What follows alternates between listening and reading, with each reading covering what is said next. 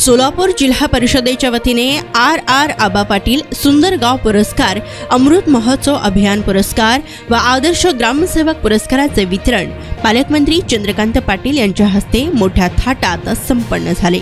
हा कार्यक्रम पंढरपूर शहरातील श्री यश पॅलेस येथे झाला।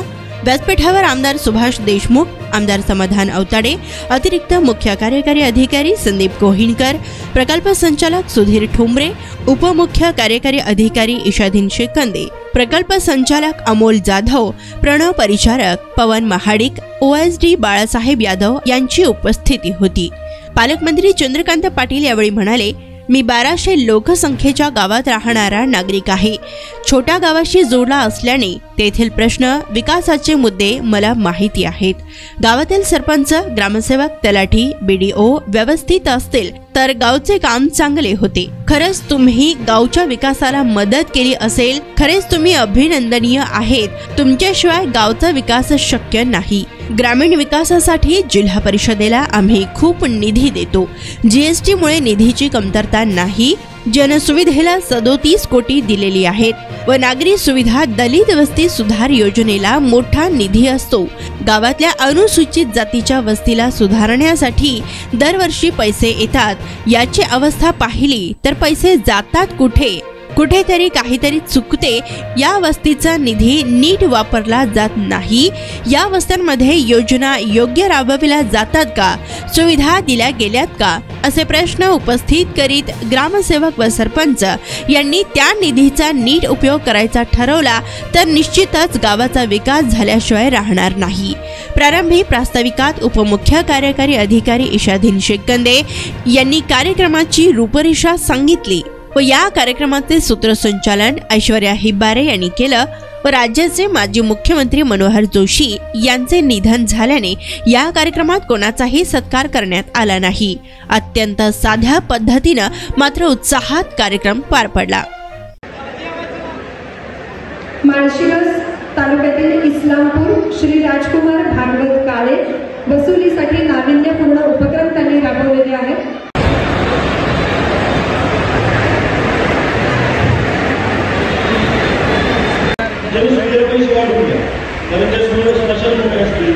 ग्रामपंचायत कार्यालय असतील किंवा गावांतर्गत रस्ते असतील, ज्या गावाच्या त्या गावाच्या वाडी वस्त्यांना जोडणारे रस्ते असतील। कार्यक्रमाचं संचालन करणाऱ्या ताईंनी माझं नाव अनाऊन्स करण्याच्या आधीच मी उठलो। त्याचं कारण आपल्या सगळ्यांना माहिती आहे की पहाटे 3 वाजता या देशाचं सर्वोच्च सभागृह लोकसभा, त्याचे माजी अध्यक्ष आणि महाराष्ट्राचे 4.5 वर्ष मुख्यमंत्री होते असे मनोहरपंत जोशी सर त्याचं निधन झालं। दुपारी 2 वाजता त्यांचे अंत्यसंस्कार व्हायचे, पण राज्याच्या नेतृत्वाशी बोलल्यानंतर कार्यक्रम जे आहेत ते अतिशय साध्या पद्धतीने करा, कारण अंत्यसंस्कार होण्याच्या आधी श्रद्धांजली पण अर्पण करता येत नाही आणि त्यामुळे सकाळपासून जे सगळे कार्यक्रम आपण अतिशय साध्या पद्धतीने करतो। 2 मिनिटं शुभेच्छा देणाऱ्या भाषणामध्ये झालं की तुम्हाला सगळ्यांचे सन्मान होणार आहे, पण त्या सन्मानामध्ये सुद्धा नॉर्मली असा एखादा पुरस्कार द्यायचा झाला तर एक म्युझिक असतं, एखादा ढोल असतो, ज्याला मिळतो त्याने ताशा आणलेला असतो, तसं काही आपण आज करूया नको। पुरस्कार मात्र सगळ्यांना दिले जातो। मी खरं म्हणजे मला माझ्या सहाय्यकाने एक भाषण तयार करून दिले, ते भाषण बाजूला ठेवतो। मी पण एका 1200 लोकसंख्येच्या गावात राहणारा एक नागरिक आहे आणि बऱ्याच वेळा राजकीय परिचय सांगितला जातो की मी छोट्या गावात राहतो, तसं नाही आहे।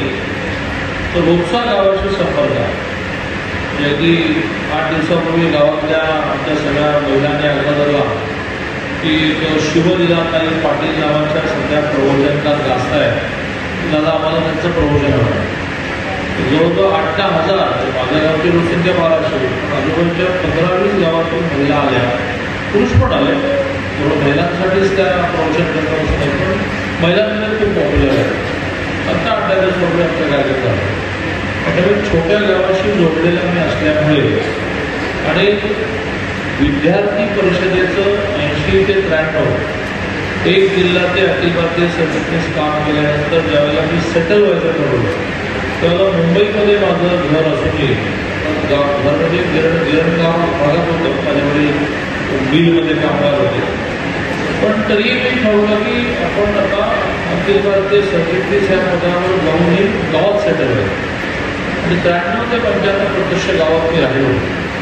त्या गावात राहताना मला असं जाणवलं की त्या गावामधला सरपंच, त्या गावातला ग्रामसेवक, त्या गावात ते गाव असणारा 3-4 गावं असतात, ते 3-4 गाव असणारा तलाठी, त्या तालुक्याचा व्हिडिओ नीट असेल तरच गावाचा विकास होऊ शकतो.